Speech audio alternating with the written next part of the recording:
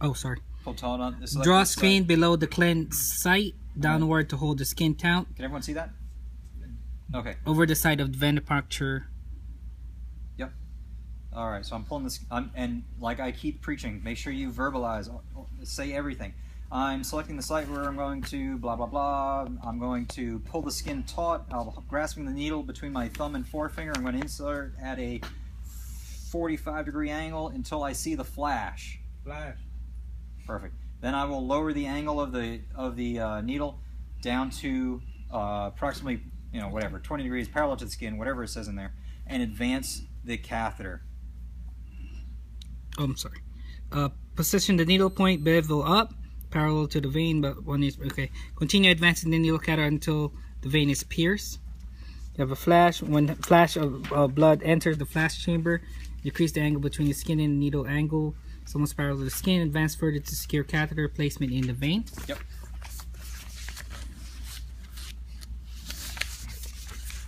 Next. Sorry. Place pressure on the vein above the insertion site by pressing with one finger of the non-dominant hand. All right, I'm placing pressure on the vein above the venipuncture site while I'm still maintaining positive control of the needle. Release the constricting band.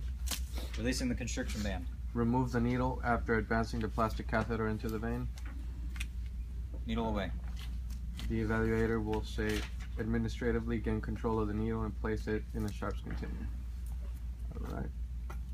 Quickly uncap and insert the male end of the saline lock adapter plug into the hub of the catheter. Alright. Once the hub's in there, you no longer have to maintain pressure on the vein, so you can let it go. Alright. Apply adhesive tape to secure the hub of the plastic catheter. Good to go. Flush the IV using the 21 gauge needle and 5 cc syringe filled with sterile fluid. Penetrating the transparent dressing and insert the needle into the saline lock. Alright, so that's where your second alcohol pad will come in. I'm going to wipe the site. Now, if you use Tegaderm, you still have to wipe the site. I'm wiping the site, and I'm going to insert. So, for today, don't flush the arm. Okay. I will insert my whatever gauge needle into the venipuncture site, and I will flush with 5 milliliters of fluid while monitoring for signs of infiltration. There are no signs of infiltration. Would we do a flush in EFMB? I mean, aspirate? No. No. Alright. Okay. Alright, so randomly the casualty needs fluids. Okay, worst case scenarios, buddy. Like I said, I suspected that you may need fluid, so what I'm going to do is explain the procedure to the patient. So convert the saline lock to a continuous infusion IV. Alright. Explain the procedure and the purpose of the IV to the casualty. Alright, buddy, like I said, I suspected that you may need fluids, and that's what is going to happen. So what I'm going to do is I'm going to convert this to an IV by cleaning this off, connecting the IV tubing, and administering 500 milliliters of Hexten over the course of the next 30 minutes, not to exceed 1,000 milliliters over the course of an hour. Alright. Assemble and inspect the necessary equipment for defects, expiration date, and contamination, if applicable. All my equipment has been inspected and is good to go. Okay. Fluid spike, drip chamber, tubing, and the needle adapter. Alright, we're good to go. Okay. Tubing clamp. Ensure that the tubing clamp releases and catches. Yep, we've already done all that. Okay. 20 gauge IV catheter needle for insertion into saline lock. Discard if it's flawed with barbs. Alright, today we're going to use an 18 gauge, so that's what we have. Okay. So the evaluator is going to state there are no defects in the equipment or fluids. Okay. Prepare the equipment. Clamp the tubing 6 to 8 inches below the drip chamber. Remove the protective covers from the spike and the outlet of the container. Okay. Already skip ahead. We've already done all that. Yeah. Yes, we already prepped it. Prime the tubing. Ensure all the air is expelled from the tubing. There we go. That's what we didn't do.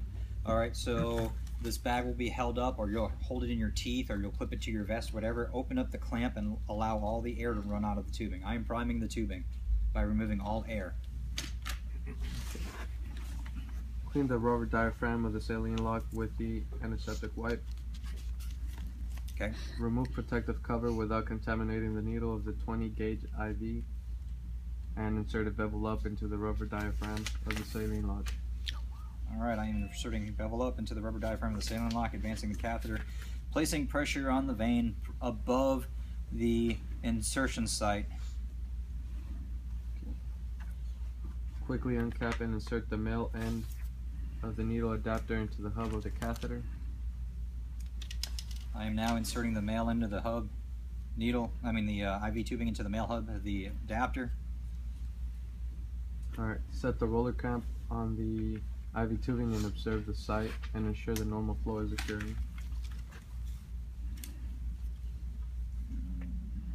Nowhere to hang this. Alright, so I'm going to adjust the flow, making sure that there's adequate flow. So you'll look at pretend to look at the drip chamber. Alright, I'm ensuring there's adequate flow, and I'm checking for signs of infiltration.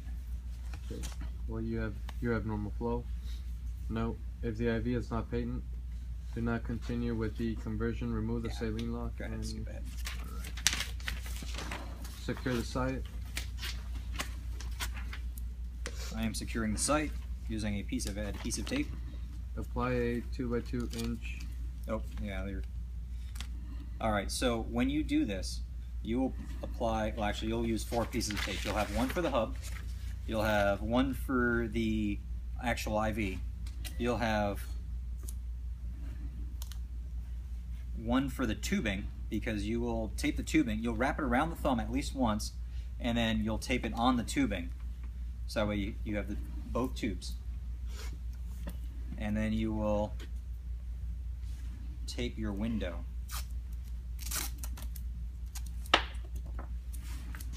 Using a 2x2. You'll just, doesn't have to be fancy or anything. Just right above where the insertion site is, tape it down, tape your window so you can inspect for signs of infiltration. Alright. Is that all? Without causing further injury to my patient.